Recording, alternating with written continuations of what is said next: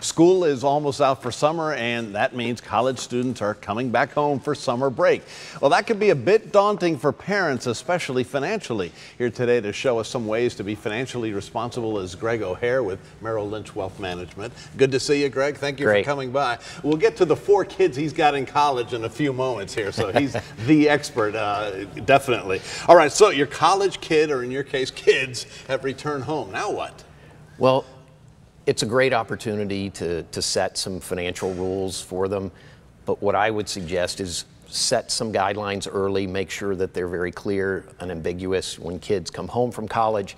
Thankfully, they learn to critically think, they think independently, but they also, on their own, exactly, when they're they might have an issue with thinking independently. They have a problem with authority. So in my house, the first rule is get a job, and it's optionally mandatory is the joke at my house. That's true. All right. How about, I mean, some chores are expected, you know, like taking out the trash, washing some dishes. How about if they go above and beyond? Do you pay them at home? Depending on the child, sometimes it's a great way to motivate them in terms of projects, more than the basic kind of, you know, unloading the dishwasher kind of thing, but leading them to do something that's significant, maybe a project like redoing the garage or whatnot, and then create some sort of bonus associated with them finishing a chore, in addition to having a job or an internship. All right, so what are some of the long-term benefits to setting these financial guidelines? Well, I think it kind of like in golf, it builds that muscle memory, the awareness. So I think of it more as like a gateway to financial independence. So if you start to set these kind of rules and expectations of savings and being disciplined, it'll be a life skill for them later. Right, and later, once they get like a real job, how do you coach them into, you know, saving, let's say, 10% of their salary for the future? A great number, and in terms of the best way to save is forced savings. You know, a want is a need that your neighbor already has, right? So you know, you just have to do it in an automated fashion. Take 10% right off the top, or 20, and a lot of times I find that clients find that, and kids find that it's just seamless. They don't miss the money coming out. Right.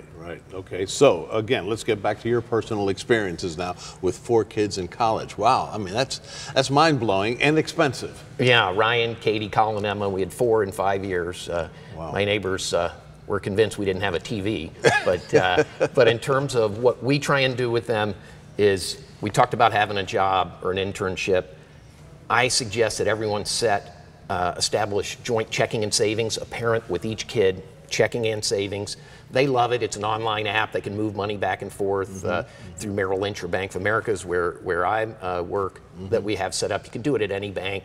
So that's a nice way for them to have a savings. And don't underestimate the fractional benefit of putting just a little bit of money. It doesn't have to be a lot. You know, 10 weeks of the summer, if each child could save $100, it's $1,000. Maybe you decide, if you're in a position to do so as a parent, you may want to match those savings. And then that leads you to some other items that might make sense, like a Roth IRA. A Roth IRA is kind of an unkept secret where it's a retirement account. You can put up to $5,500 a year into a Roth, and those monies grow tax-free. You'll never pay tax on them again, both as the money grows or if you take it out.